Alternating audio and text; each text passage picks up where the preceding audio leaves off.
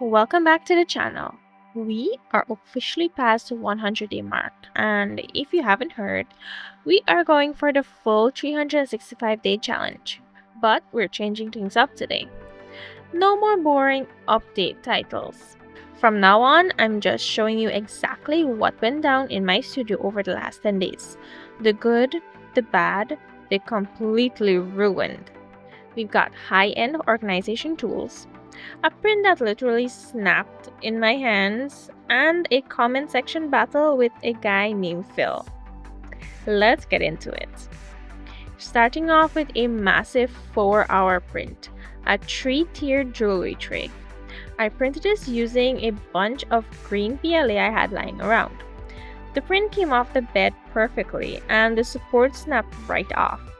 Space-wise, it's awesome for organizing necklaces, rings, and earrings. But visually, honestly, it looks like a salad bowl. It definitely should have been pink. It does the job, but it's a reminder that choosing the right filament color is half the battle. Up next, I realized my wall-mounted screwdriver holder was getting lonely. So, I printed a matching wall mount for my pliers. This is pure studio organization.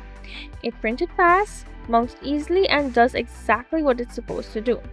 No more digging through the random drawer to find a tool. Now, for day 103, I wanted to keep the useful tool streak alive, so I printed a drill paint mixer attachment. It's sturdy, it fits the drill perfectly, and it works. The problem? I don't paint. I have absolutely nothing to mix. So looking back, this was completely useless to me. But hey, if little Timmy is watching this and you happen to be a house painter, good news, this exists and you can print it right now. This one blew my mind. A print-in-place ball bearing made entirely of plastic.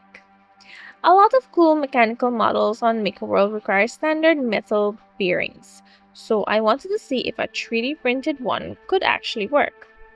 Out of the box, it was tight, but I hit it with some of my secret weapon, hair detangling spray, and it started flying. It's cheap, it's speedy, and it's a great piece of engineering. Okay, I'm genuinely embarrassed to even show you guys this one, but it is what it is. I printed a screw measuring tool in yellow and white. Mistake number 1. You cannot see white text on a yellow background. It's invisible. So, I had the big brain idea to take a black permanent marker and color over the text to make it pop. Mistake number 2. The text wasn't indented. The marker just smeared a massive ugly black stain all over the plastic.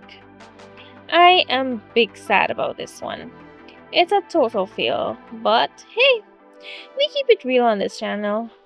Day 106 redeemed the week. This is a heavy-duty door handle that took over 2 hours to print. I sliced it in PETG for maximum strength and it came out way bigger and sturdier than I expected. It literally feels like a commercial handle. If you ever need a handle in a pinch for a cabinet or a gate, you can actually print one that lasts. This is exactly why I do these videos, to show you what's actually worth your filament.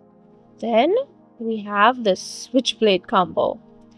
It's a 3-piece design, and honestly, the mechanism is completely whack.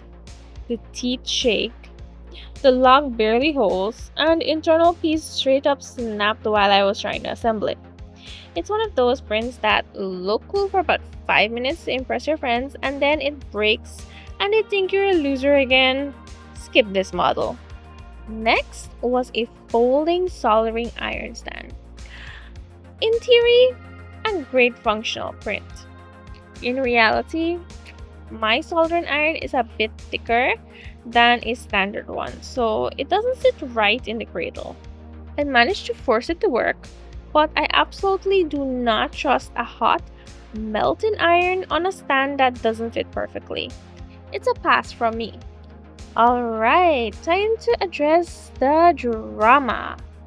I printed this nail holder tool, which is designed to hold a nail steady so you don't have to smash your fingers with a hammer. I posted a short about it, and a viewer named Phil commented, "If you need that, then you don't know how to use a hammer."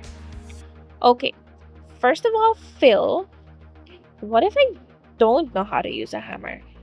Not everyone is a professional carpenter out there.